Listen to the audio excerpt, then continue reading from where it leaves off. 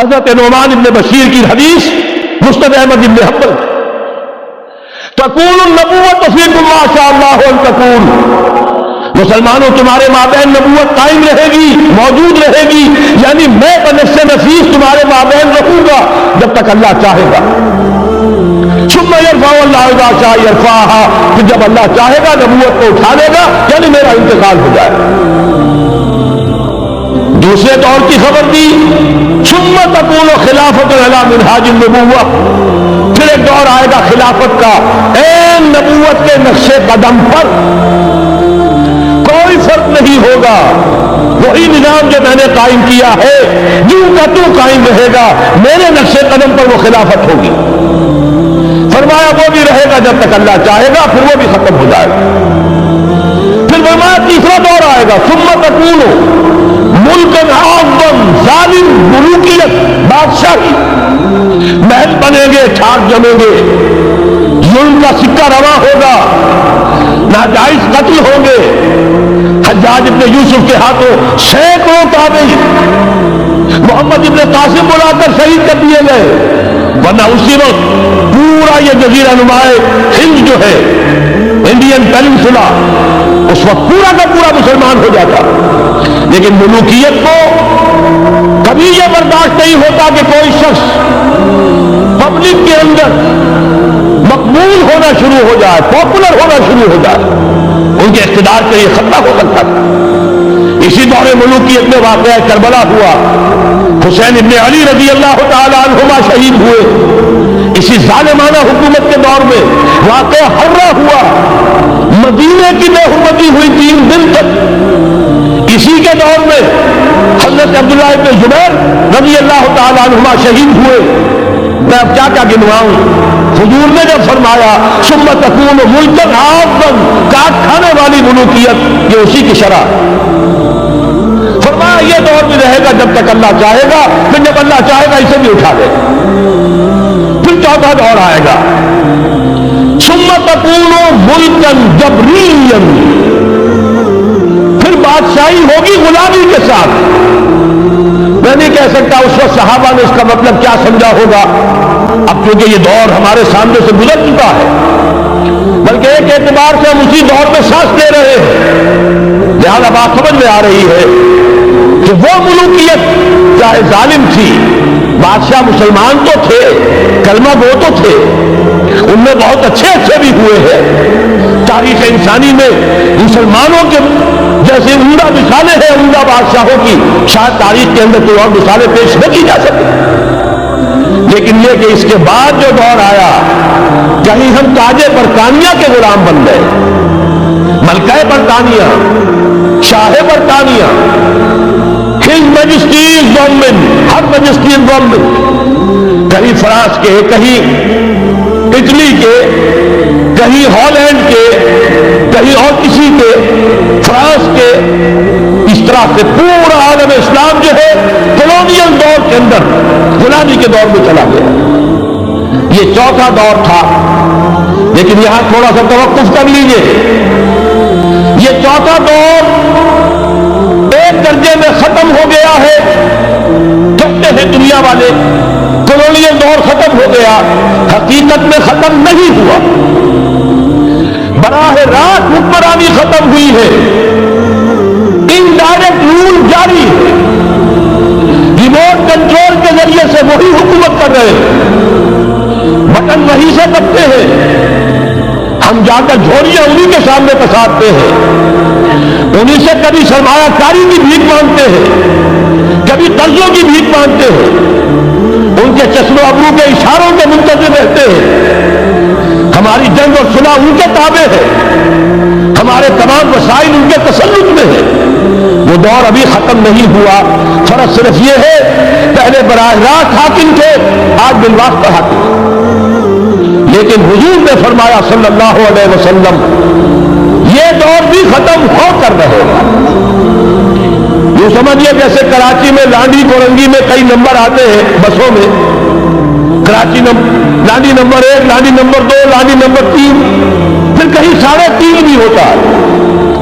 آج ہم بیچ میں کھڑے ہیں اس چوتھے دور کے، کہ کہ حضور کے قول کے مطابق ملکن جبرین، یا دور ابھی جاری ہے، نصف ختم ہو گیا ہے، نصف ابھی باقی.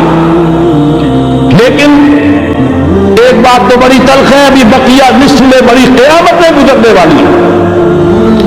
اسی بقیہ نصف میں وہ معرکہ پیش آنے والا ہے، اسی میں وہ ملاحم ہوں گے، اسی میں وہ الملحمۃ العظمیٰ ہوگی، اسی میں دجال اکبر کا ظہور ہوگا، اس میں ہمارے اوپر تکالیف و مصائب ابھی اور اس کے سائے گہرے ہوں گے، اور کچھ روز سزاؤں سے لہو برسے گا، اور غمناک کے تاریک اندھیرے ہوں گے.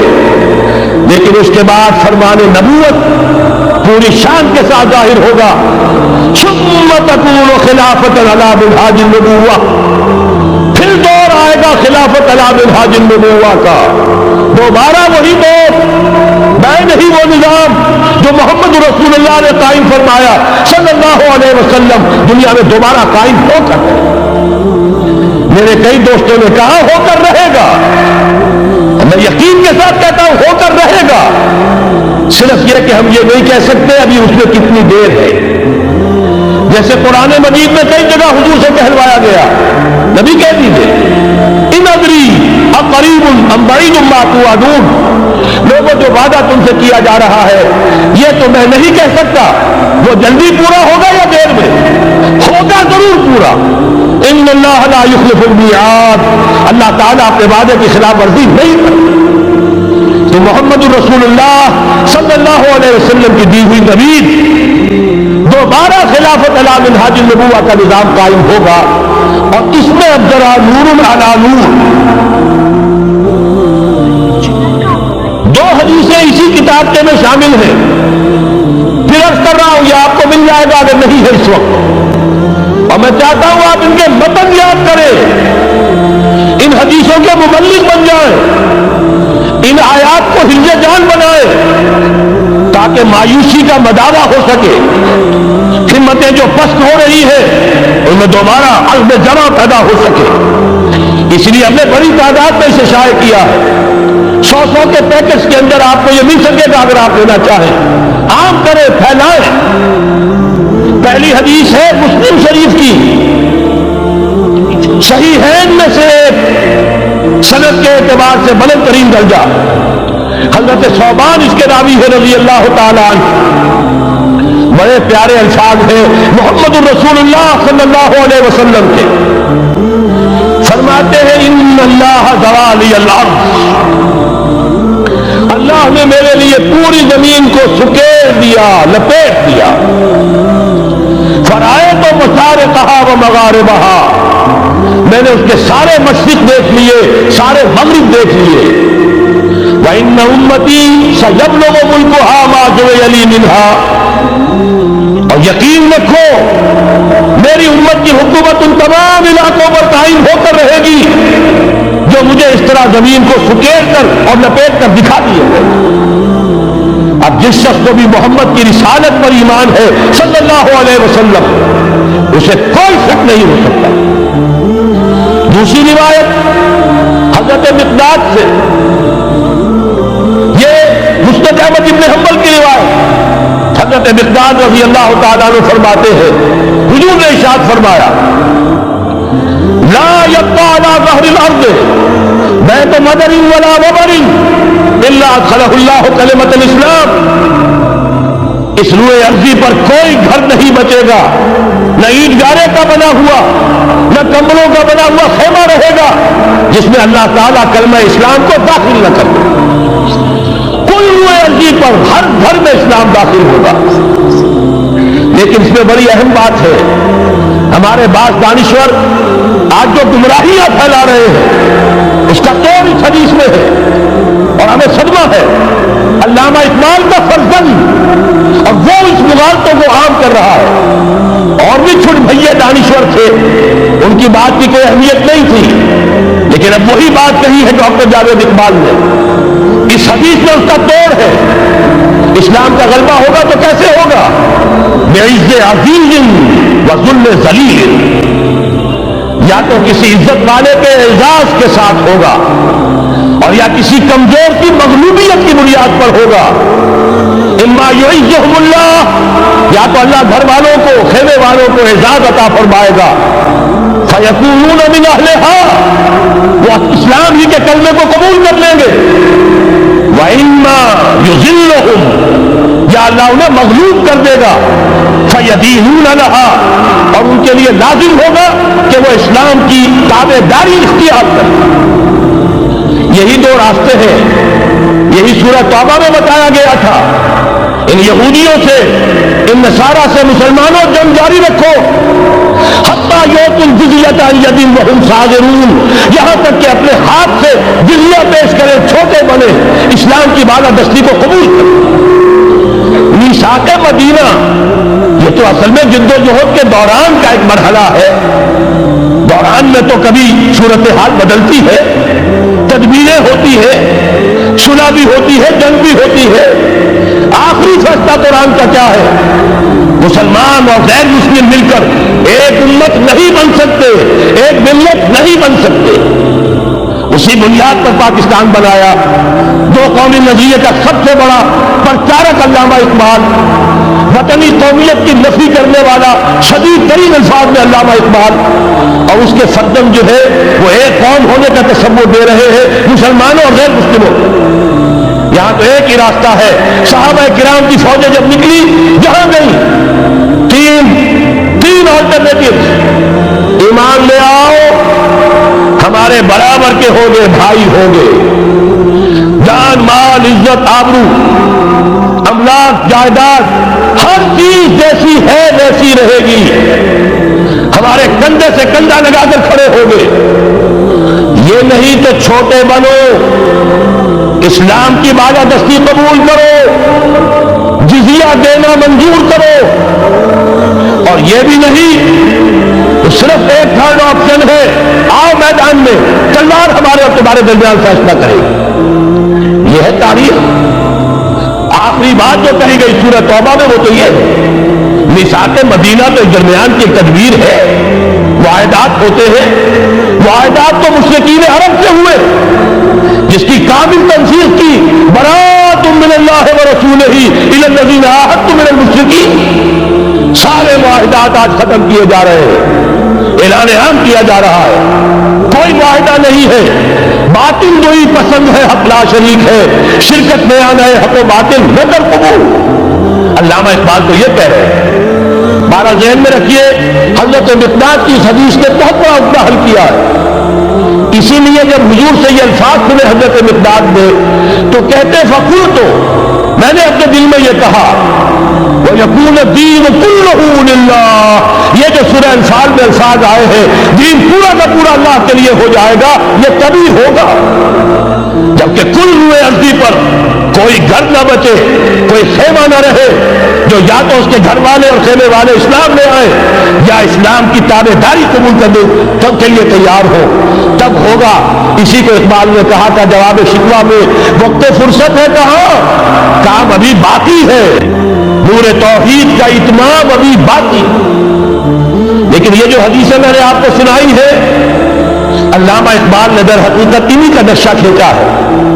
آسماں ہوگا سحر کے نور سے آئینہ پوش، اور ظلمت رات کی سی پا ہو جائے گی، پھر دلوں کو یاد آ جائے گا پیغام سجود، پھر جبھی خاک حرم سے آشنا ہو جائے گی، آنکھ جو کچھ دیکھتی ہے لب پہ آ سکتا نہیں، محو حیرت ہوں کہ دنیا کیا سے کیا ہو جائے گی، شب گریزہ ہوگی آخر جلوہ خورشید سے، یہ چمن معمور ہوگا نغمہ توحید سے۔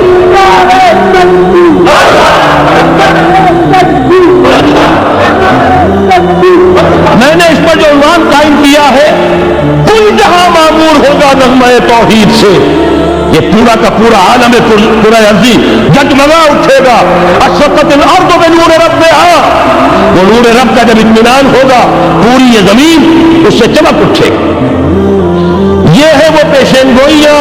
اب میں آپ کو بتانا چاہتا ہوں کہاں سے ہوگا۔ موٹی سی بات یہ ہے، پہلے خلافت علی منہاج النبوہ کا نظام قائم ہوا، کل روئے ارضی پر ایک دم نہیں ہو گیا، ایک ملک جزیرہ نما عرب محمد الرسول اللہ صلی اللہ علیہ وسلم والذین معہ رضی اللہ تعالی عنہم اجمعین، ان کی جد و جہد، ایثار، قربانی، اس کے نتیجے میں جزیرہ نمائے عرب وہاں یہ نظام قائم ہو گیا۔ پھر پھیلا، پھر توسیع ہوئی، 3 لشکر نکلے تھے، مشرق، مغرب، شمال۔ شمال میں اوسیائے کوچک ترکی کا علاقہ، مشرق میں خراسان تک، مشرق میں یہ ماوراء النہر تک، مغرب میں بحر اوقیانوس تک دشت و دشت ہے، دریا بھی نہ چھوڑے ہم نے، بحر ظلمات میں دوڑا دیے گھوڑے ہم نے۔ اب بھی یہی ہوگا، کسی ایک جگہ سے ہوگا۔ یہ میں اب آپ کو بتانا چاہتا ہوں کہاں سے ہوگا۔ پہلے اس کے جو شواہد ہیں وہ سمجھ لیجئے، پھر حدیثیں میں سامنے لاؤں گا۔ میں نے عرض کیا تھا کہ مغرب سے یہ سیلاب نیو ورلڈ آرڈر کا چلا، جو کہ در حقیقت یہودیوں کا مالیاتی نظام ہے۔ اس مالیاتی شکنجے میں انہوں نے یورپ، امریکہ کو جکڑا ہوا۔ اس کے بعد ان کی فتوحات کا دائرہ عالم عرب ان کے شکنجے میں آ چکا۔ ابھی آپ نے خبریں پڑھی ہوگی، اب تو ہزاروں فنڈامنٹلی سعودی عرب میں گرفتار ہو رہے ہیں، علماء گرفتار ہو رہے ہیں۔ یہ ساری حکومتیں جو امریکہ کے ایجنٹوں پر مشتمل ہیں، در حقیقت یہی سب سے پہلے اپنے ہاں کے جو مسلمان ہیں، جنہیں یہ کہتے ہیں کہ یہ فنڈامنٹلسٹ ہے، سب سے پہلے تشدد ان کی طرف سے۔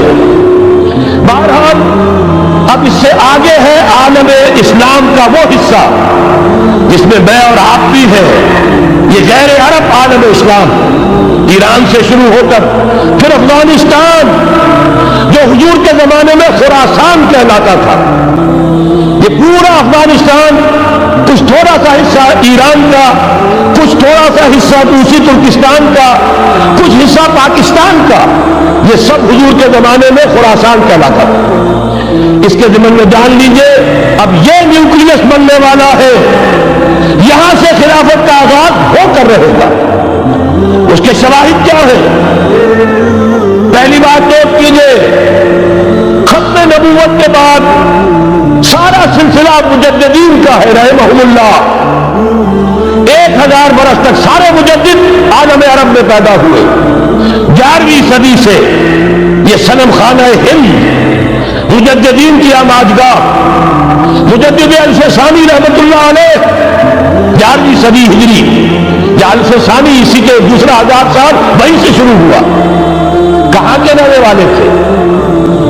12ویں صدی کے مجدد اعظم شاہ ولی اللہ دہلوی، 13ویں صدی میں سید احمد بریلوی اور ان کے ساتھی شہید شاہ اسماعیل شہید، 14ویں صدی میں شیخ الہند اسیر مالٹا، انگریز سے ٹکرا جانے والا، یہ مضمون ہم نے چھاپا تھا، اگرچہ چھپا تھا پاکستان روزنامہ پاکستان میں، ہم نے بھی اسے چھاپا، اب دوبارہ جو کتاب کا شائع کیا ہے۔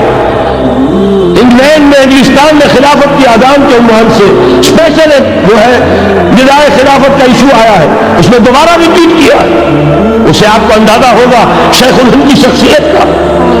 جرمنی تک سے ان کی گفتگو چل رہی تھی، دارالخلافہ ترکی سے گفتگو چل رہی تھی، ہندوستان کو آزاد کرا کر دوبارہ اس کو ایک دارالاسلام کی شکل دینا، اس لیے کہ اس وقت تک آپ کو معلوم ہونا چاہیے ہندو ابھی سویا ہوا تھا۔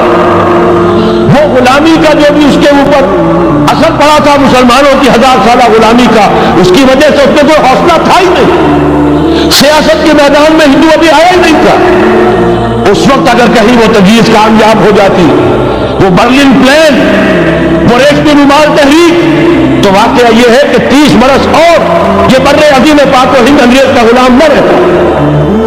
وہ تحریک نہیں۔ پھر یہ کہ اگر خلافت کو ختم کیا گیا تو احتجاجی تحریک چلی تو یہاں، اور کس شد و مت کے ساتھ بولی اماں محمد علی کی جان بیٹا خلافت کو دے دو، پورا بر عظیم پاک و ہند ڈوب اٹھا۔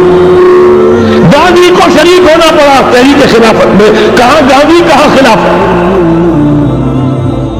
پھر اور شواہد نوٹ کیجیے، وہ جو کولونیل رول بظاہر ختم ہوا ہے، تمام مسلمان ممالک بظاہر آزاد ہوئے، لیکن کہیں بھی تحریک میں اسلام کا نعرہ نہیں لگا، صرف ایک جگہ پاکستان کا مطلب کیا؟ لا الہ الا اللہ. اور اس سے پھر گونج گیا پورا بر عظیم پاک و ہند، رات کماری سے لے کے درہ خیبر تک اور ادھر مکران سے لے کر چٹاگان تک. پاکستان کا مطلب کیا؟ لا الہ الا اللہ. پوری دنیا میں اس کا کوئی نعرہ نہیں لگا. پھر پاکستان ہے وہ ملک جہاں قرارداد مقاصد پاس ہو گئی. خلافت اصولی اعتبار سے ہم نے تصویر کر لی. جب حاکمیت اللہ کی ہے، ہمارے پاس حاکمیت نہیں، ہم حاکمیت کے مدعی نہیں. 10 کروڑ عوام کی ایک نمائندہ اسمبلی نے قرارداد مقاصد پاس کی، یہی تو خلافت ہے. ہمارے پاس جو اختیار ہے اللہ کا ڈیلیگیٹڈ ہے، اور یہ انہی حدود میں استعمال ہوگا جو خود جو اصل حاکم ہے اللہ، جو اس نے متعین کر دی. پھر یہی وہ ملک ہے، واحد ملک پوری دنیا میں جس میں فیڈرل شریعت کورٹ نے بینک انٹرسٹ کو ربا حرام قرار دیا ہے. پوری مسلم ورلڈ کے اندر اس کی کوئی مثال موجود نہیں. یہ شواہد ہے. علامہ اقبال جیسا مفسر مفکر یہاں پیدا ہوا، مولانا مودودی جیسا مصنف یہاں پیدا ہوا، مولانا الیاس جیسا مبلغ یہاں پیدا ہوا، شیخ الہند جیسا مجدد یہاں پیدا ہوا. پورے عالم اسلام میں اس کی کوئی مثال موجود نہیں. اور میں تو ایک اور بات کی طرف کہتا ہوں، اللہ کے معاملات بڑے عجیب ہیں. یہ جو جنگیں ہونے والی ہے، یہ جو خیر و شر کا مارکا دنیا کو ہے، پھر مارکا ہے روح و بدن پیش. تہذیب نے پھر اپنے درندوں کو ابھارا. اللہ کو پامردی مومن پہ بھروسہ، ابلیس کو یورپ کی مشینوں کا سہارا. یہ جو ابھی مارکا گرم ہونے والا ہے، پہلا حصہ میں آپ کو بتا چکا.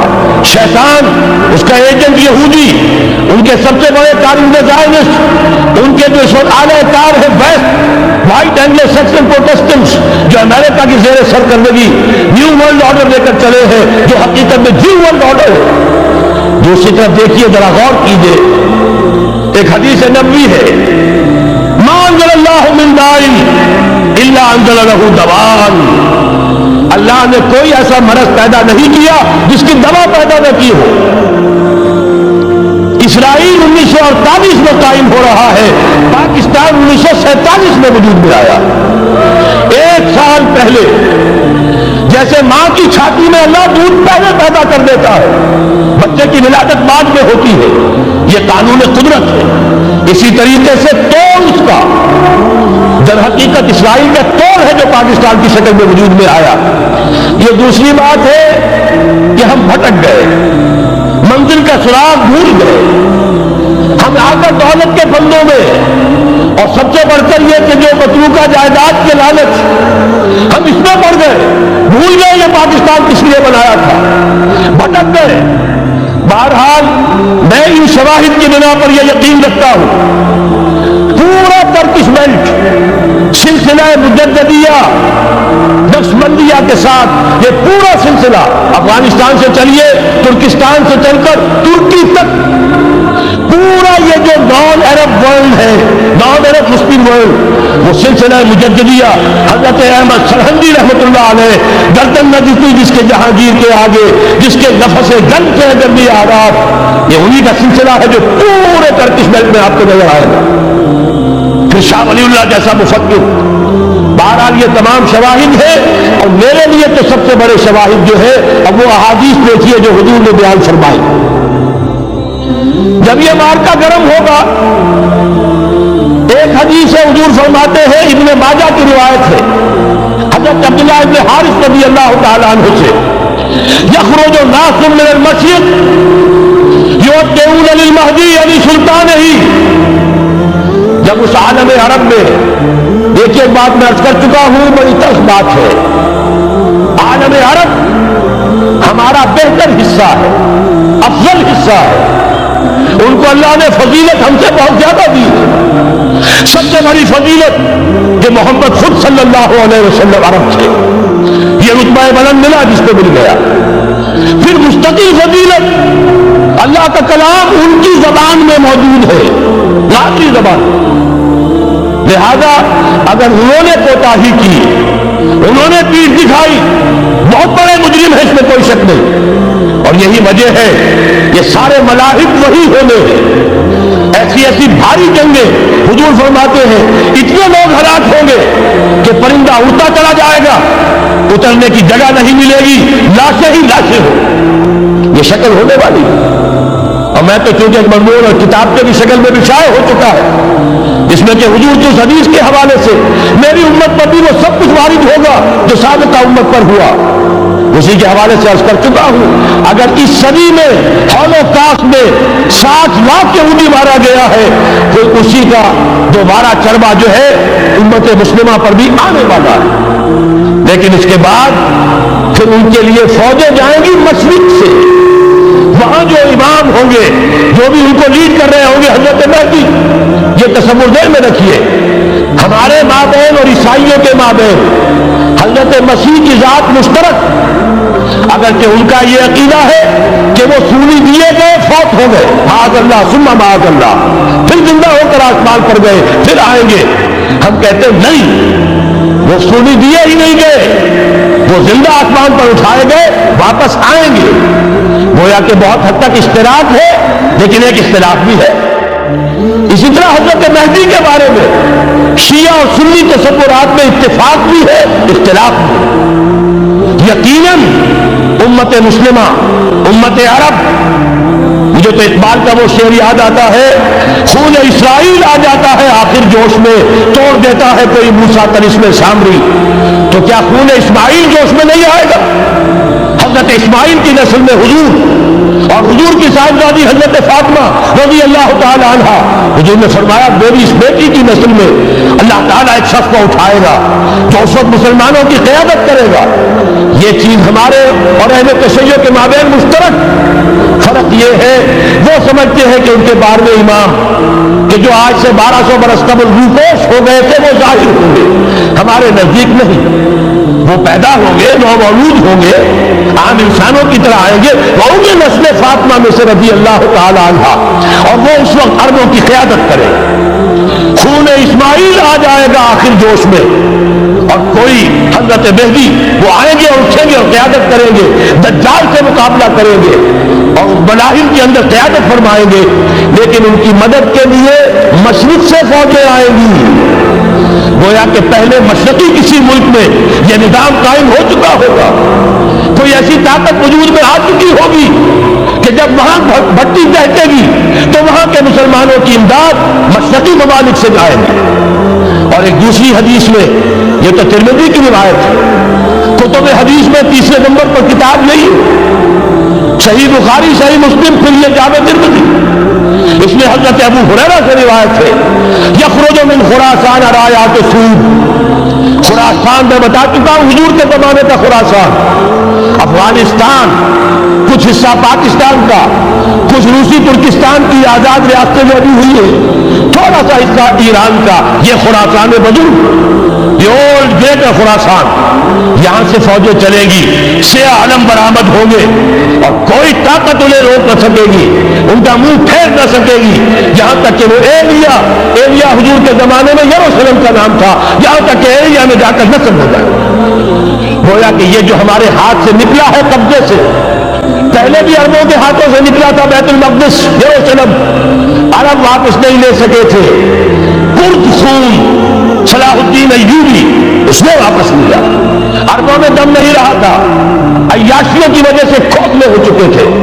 میں تجھ کو بتاتا ہوں تقدیر امم کیا ہے، شمشیر و سنا اول، طاؤس و رباب آخر۔ یہی وجہ ہے کہ تقریباً 20 صدی کے بعد ان کی حکومت ختم، آسمانہ حق و خون بارت بر زمین بر زوال ملک مستعصم امیر المومنین، یہ ہوا کہ نہیں ہوا؟ جبکہ آئے ہیں تاتاری ہورس، اور جنہوں نے کہ آخری خلیفہ بنو عباس اسے محل میں سے نکالا، ایک کھال کے اندر لپیٹ کر اور اپنے گھوڑوں کے سوروں تلے کچل، عرب معزول کر دیے گئے تھے، لیکن اب دوبارہ عربوں کو جب سہارا ملا ہے، لیکن اب بھی انہوں نے کہیں اسلام قائم نہیں کیا، کوئی روس کا غلام رہا، کوئی امریکہ کا غلام رہا، کسی نے اس کا ساتھ دیا، کسی نے اس کا ساتھ دیا، تہذیب ہے تو مغربی، تمدن ہے تو مغربی، وضع میں تم ہو نصارہ تو تمدن میں ہنود، یہ مسلمان ہے جنہیں دیکھ کے شرمائے یہود۔ یہی معاملہ جب ان کا ہوا تو اب اللہ تعالیٰ کی طرف سے ان کے اوپر وہ عذاب کی بھٹی گرم ہونے والی، لیکن اس کے بعد پھر یہاں سے جائیں گے وہ جو ان کی مدد کریں گے، اور یہ ایلیا کو واپس لینے والے، یہ مشرق سے چلنے والے لشکر ہوں گے۔ یہ دو حدیثیں ابھی سن لیجئے، اور تیسری حدیث یہ ہے، حضور نے فرمایا، یہ سنن نسائی کی روایت ہے، قال رسول اللہ صلی اللہ علیہ وسلم عصابتان من امتی احرزهم اللہ من النار، احرزهم اللہ من النار، میری امت کے دو لشکر ایسے ہوں گے جنہیں اللہ نے آگ سے نجات دے دی ہے، پہلے ہی سے ڈکلیئرڈ ہے۔ عصابۃ تغزو الہند، ایک لشکر کے جو ہند پر حملہ آور ہوگا، وعصابۃ تکون مع عیسیٰ ابن مریم علیہ السلام، اور دوسرا لشکر وہ ہے جو حضرت عیسیٰ کے ساتھ جا کر اور ان کے ساتھ مل کر یہودیوں کے خلاف جنگ کرے گا۔ میں اس حدیث کا جو مطلب سمجھتا ہوں واللہ عالم، یہ اسی علاقے میں جب انقلاب آ جائے گا، یہ علاقہ خراسان اور پاکستان، جب یہاں نظام خلافت قائم ہوگا، یہاں سے اسلام کی توسیع ہوگی، اور یہاں سے جانب مشرق ہند اور جانب مغرب یہ جو یہودیوں کا سیلاب آ رہا ہے، ان دونوں کا مقابلہ کرنے کے لیے انشاءاللہ العزیز، ورنہ یہ عصابتان جو ہے ایک حدیث میں جمع کرنے کی کوئی اور حکمت ہو نہیں سکتی، ورنہ تو ہندوستان پہ کئی لشکر آئے ہیں، لیکن یہ کہ در حقیقت اسی وقت جبکہ عالم عرب میں وہ بھٹی دہکے گی، اسی وقت یہاں انقلاب آ چکا ہوگا، ایک طرف یہاں سے مدد کے لیے لشکر جائیں گے کہ جو مسلمان عرب جو ہے ان کی مدد کریں گے، حضرت مہدی کے جھنڈے تلے لڑیں گے، حضرت مہدی کی حکومت کو مستحکم کریں گے، جو اطیعون علی المہدی، دوسری طرف وہ ہندوستان کی طرف پیش قدمی کریں گے، اور یہی سے جیسے اس وقت سیلاب نکلا تھا جزیرہ نما عرب سے، ایک داہنی طرف ایک بائیں طرف، ایران، افغانستان، ترکستان، ادھر مصر، لیبیا، الجزائر، مراکش، موریتانیہ، اسی طریقے سے انشاءاللہ اسی علاقے سے اس کا آغاز ہوگا اور بات آگے بڑھے گی۔ تو اصل حاصل کیا ہے؟ یہ ہونا ہے، پچھلے آثار ثابت کر رہے ہیں کہ ہونا ہے، حضور کی احادیث بتا رہی ہے کہ یہی سے ہونا ہے، ہوا صرف یہ ہے ہم بھٹک گئے، ہمیں اپنی منزل یاد نہ رہی۔ میں تو بہرحال ان لوگوں میں سے ہوں جنہوں نے نعرے لگائے تھے پاکستان کا مطلب کیا، لا الہ الا اللہ۔ میں سن 46 میں یہاں حبیبیہ ہال میں قائد اعظم نے مسلم اسٹوڈنٹ فیڈریشن کے جس اجلاس کو خطاب کیا تھا، ضلع حصار سے جو 2 ڈیلیگیٹ آئے تھے ان میں سے ایک میں تھا۔ میں نے بہرحال اس تحریک میں بھی حصہ لیا ہے، ایک ننھے کارکن کی حیثیت سے لیا ہے، پھر حالات کو بدلتے اپنے آنکھوں سے دیکھا ہے، ہم کہاں سے کہاں جا پہنچے ہیں۔ ضرورت صرف اس بات کی ہے کہ آج ہمارا حال یہ ہے، ہماری قیادت، ہماری سیاست ان لوگوں کے ہاتھ میں ہے کہ وہ فریب فردہ شاہی کے پلاح و کر بیٹھے ہوئے، اسے کیا خبر کہ کیا ہے، تب وہ تاب جاویدانہ، ان کی تہذیب مغربی، ان کی ذہنیت مغربی، ان کی وضاقتہ مغربی، ان کا تمدن مغربی، ان کی سوچ مغربی، ان کے سارے اطوار مغربی، لہذا در حقیقت ایک تو یہ کہ ان سے چھٹکارا پانا، اور دوسرے یہ کہ در حقیقت مغرب کے تمام طاقتوں کو للکارنے کے لیے اس قوم کے اندر سے جذبہ ایمان، جذبہ جہاد کو برآمد کرنا، یہ 2 کام ہیں جو کرنے ہیں، اور اگر ہم یہ کر لیں گے، جیسا کہ میں نے آیت آپ کو سنائی تھی، اللہ کا کوئی وعدہ غیر مشروط نہیں، ایمان اور عمل صالح، ایمان اور جہاد، یہ وعدے پورے کرو گے تو اللہ کا وعدہ بھی پورا ہوگا۔ لیکن ظاہر بات ہے جیسے یہودیوں نے یورپ کو فتح کیا اور آج وہ مغرب یہودیوں ہی کے زیر اثر ہمیں فتح کرنے پر تلا ہوا ہے، آج نوٹ کیجئے جس طرح 3 اطراف سے یہودیوں نے حملہ کیا یورپ پر، میں اس کا تذکرہ کر چکا ہوں، آج ہم پر بھی اسی طرح کا 3 پراؤنڈ اٹیک ہے۔